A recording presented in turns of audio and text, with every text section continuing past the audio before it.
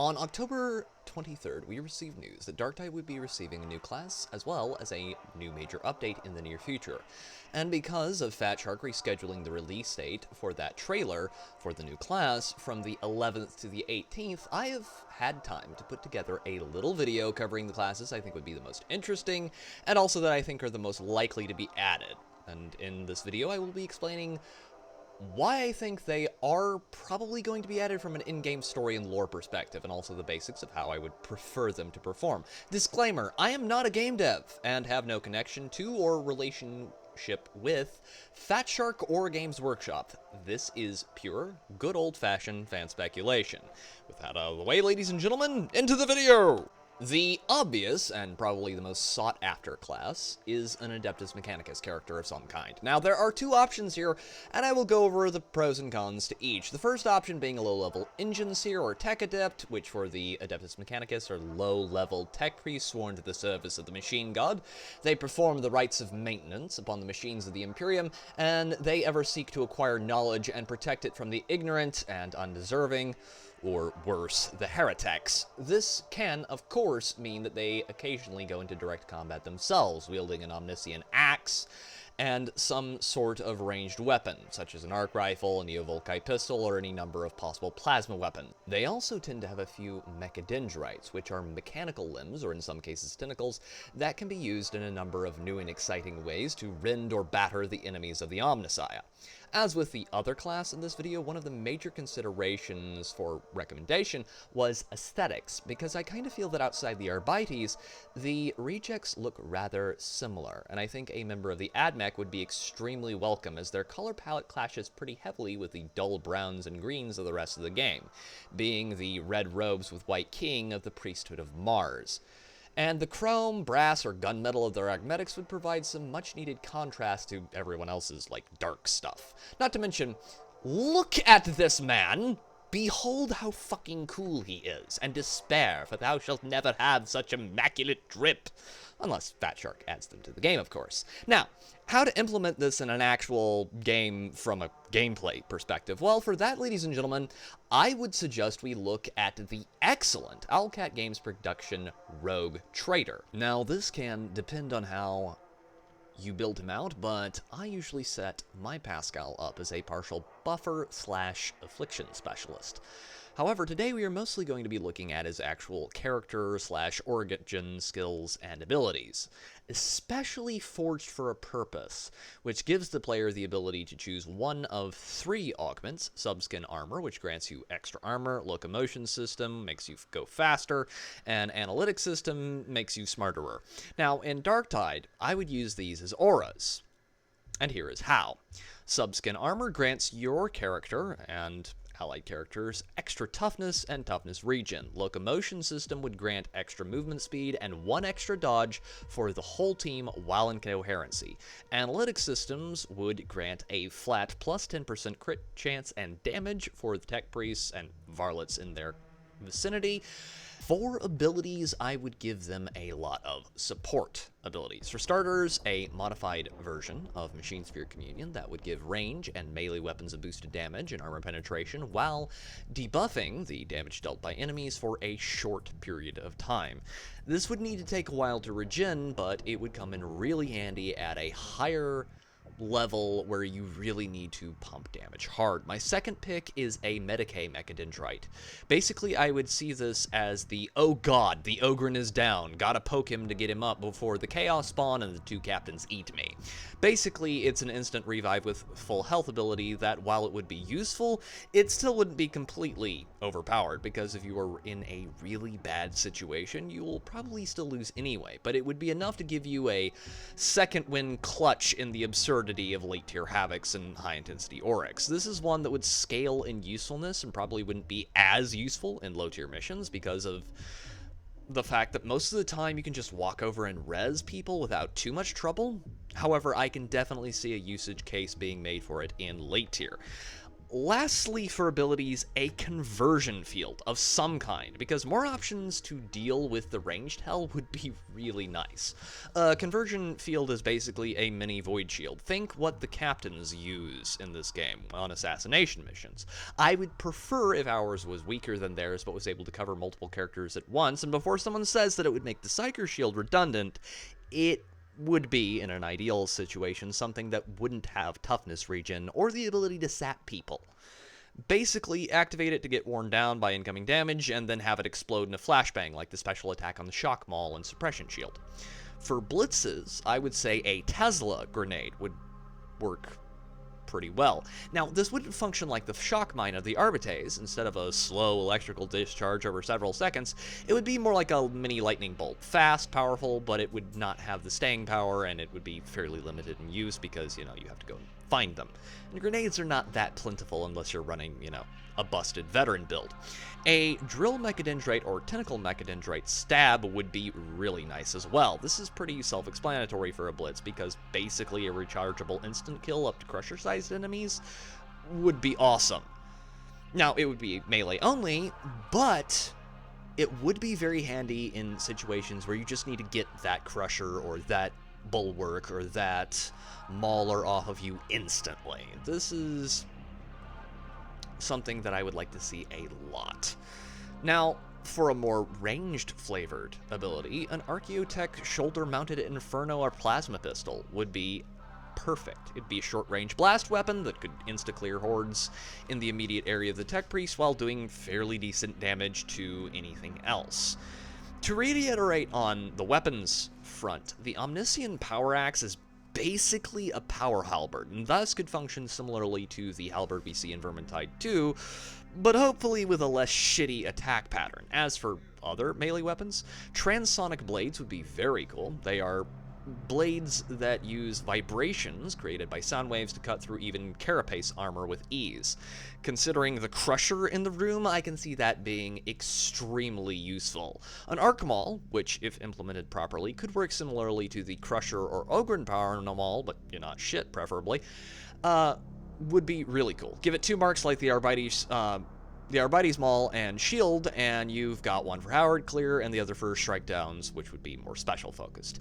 And I would be absolutely thrilled. Now, for our ranged options, may I present to you, ladies and gentlemen, the Arc Rifle. Remember the Chain Lightning spell from Skyrim? Yeah, it's basically that, but in gun form. Limit the ammo consumption, or give it the need to be cooled down a lot, or both of these things at once, and it'll be fine on the balance front. For other options, stub carbines, which are auto or semi-auto stubber guns that fire short but powerful rounds, similar to the heavy stubber but much more people-sized. Give it a slower fire rate than the auto gun, but make it more powerful, and give it a smaller magazine, and it would be the perfect utility weapon with a heavy Mechanicus flavor. And hey, I like diversity of calibers. I can see a case being made for adding galvanic rifles to the game. Galvanic rifles are guns that fire an electrified slug. They are, from what I can gather, semi-auto and have the ability to kill a human-sized target in a single hit. And they are, from what I have heard secondhand, I haven't read this myself, so take it with a grain of salt, able to immobilize Space Marines, which, if we shot it at Crushers, would be very, very handy. And I think they would be very good for the AdMech character because they are an AdMech weapon. I would also like for the AdMech character to be able to use plasma weaponry and power weapons, but that's more of a nice and not a must. A Skitarii would be similar, I think, to a normal Tech Priest character, but with less of a focus on buffs and helping out your team and more of a focus on killing shit. However, my knowledge on Skitarii compared to my knowledge of their masters is much less. However, I doubt they would be added as a playable class because, last I checked, they generally have most of their emotional centers removed, and as well, they are at least partially servitorized from what I remember. Whereas, with a Tech Priest, it varies. Yeah, as a general rule, they are less emotional than normal humans, but they do tend to have quite a lot of personality, and I would love to see a bunch of stolid servants of the Omnissiah get thrown in with the rejects. So, how to get a Tech Priest or Skitarii in the game? Easy. If word were to get out about Hadron's discovery of Mobian steel, or whatever it was on that HL 1736 mission, you can bet the nearest Forge World, or Tech Priest Conclave, would be sending people to come check it out, and possibly take charge if they could get away with it. And Rannick, being the clever boy he is, could cut a deal where they get control of the facility that we secure in Clandestinium Gloriana in exchange for military and material support of some kind. On the other hand, Hadron is a Nagos. She could petition her Forge World for resources and manpower to keep control of her techno-archaeological discovery, and they would most likely be very interested in it. Hell, there is an entire section of tech priests who work as reclaimers of lost technology. So do it, Fatshark. Make my day. Right then, ladies and gentlemen, that is the Cogboy section done. So let's move on to the next class. Gangers. Gangers are the organized crime syndicate of 40k. Okay, organized might be giving these Necromundan marching powder addicts a bit too much credit, but they are one of the constants of the 41st millennium. Where there are human beings in large numbers, there too are the gangs. Most of the longer-lasting and smarter ones seek to exist within the power structures of the Imperium, feeding upon the alien empire like a pack of wild dogs with a crippled grox, and like wild dogs, they know that if they piss off the kings of the jungle, they will wind up dead. They exist as the disposable assets of the great houses of many Imperial worlds, but if they become too bothersome, they will usually be disposed of via an Arbites kill squad, or, in some very extreme circumstances, the PDF. The smartest gangs stay away from the worst of the illicit goods, and they produce some of the most hardy possible recruits for the Imperium's armies. The gangs of the hive world of Necromunda even provide aspirants for the Imperial 5th Space Marine chapter. They range from Mad Max-esque 80s post-apocalyptic drug addicts using scrap weaponry and cheap equipment to organized, well-disciplined, high-tech data thieves, with more than a passing penchant for weapons and armor of such an advanced state that if it was seen by a member of the Adeptus Mechanicus, it would raise more than a casual interest. Looking at you, House Van Sar. Upon the hive world of Atoma, the most prominent gang is the Water Cartel. Explicator Zola, who is the reason every reject is alive, was a member of the Water Cartel who joined the Inquisition after she got betrayed by the Ragged King. After she betrayed him, to start betrayal style.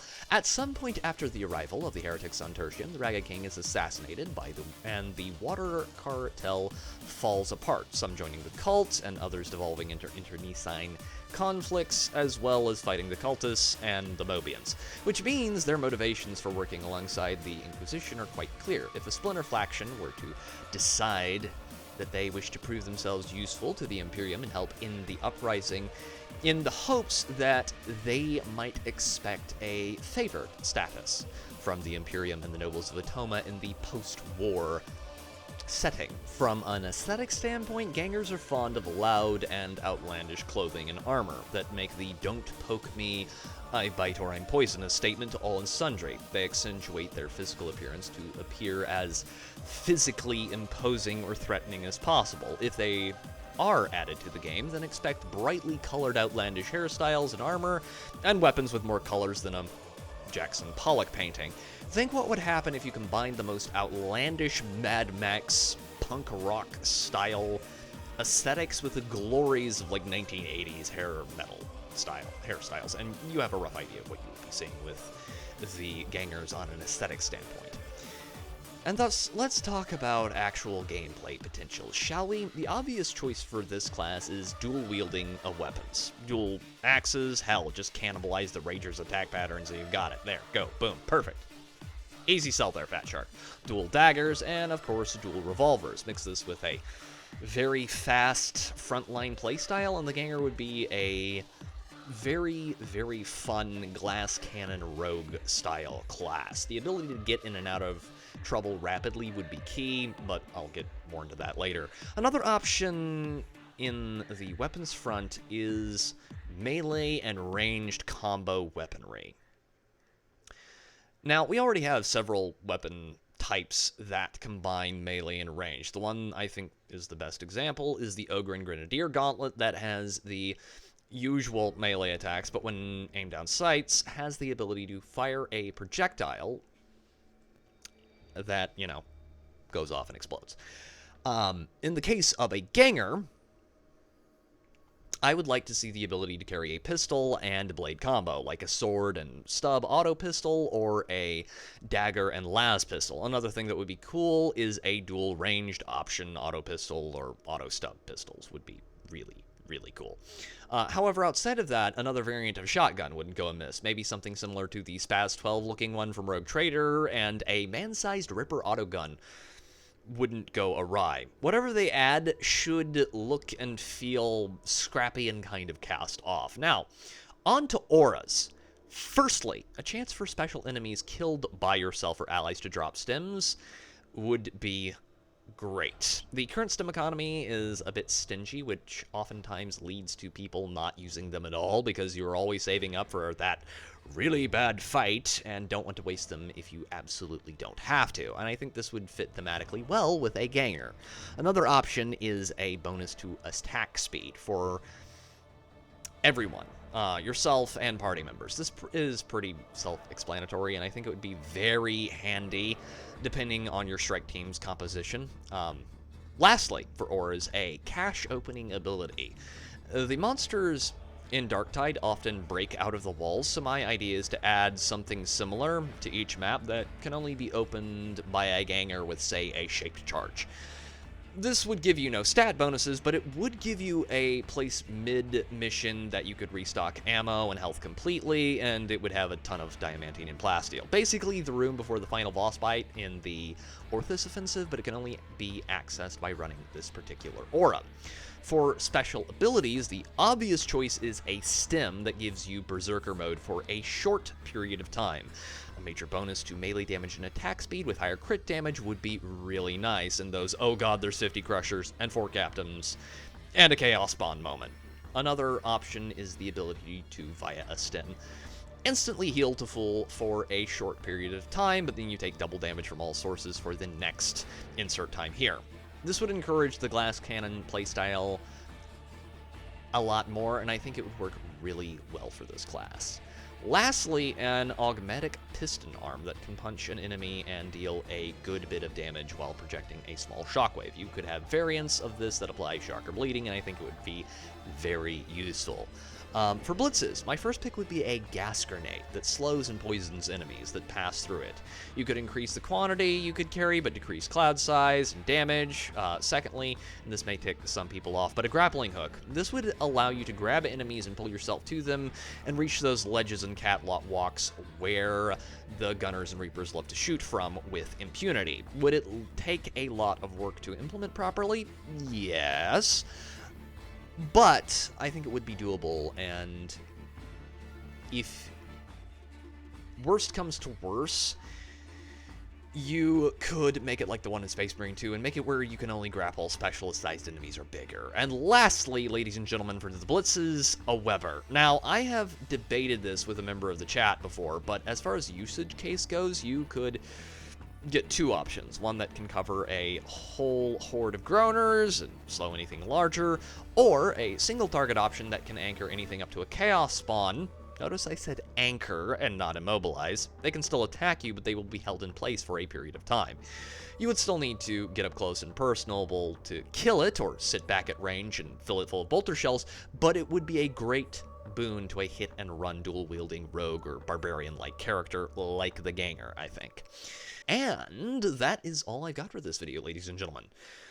Two classes I think I would like to see in Darktide. I'll be making more videos on Darktide and 40k in the relatively near future, and I also cover a bunch of other games and nerdly stuff on this channel. If you enjoyed the video, please consider liking, and if you really like this content, consider subscribing. I also stream Darktide every Saturday, so if you want to come hang out and play with me, you can join my Discord. Thank you to my wonderful channel members. Your support is, as always, massively appreciated. And until next time, ladies and gentlemen, this has been Pete, the Heretical Nerd, signing off.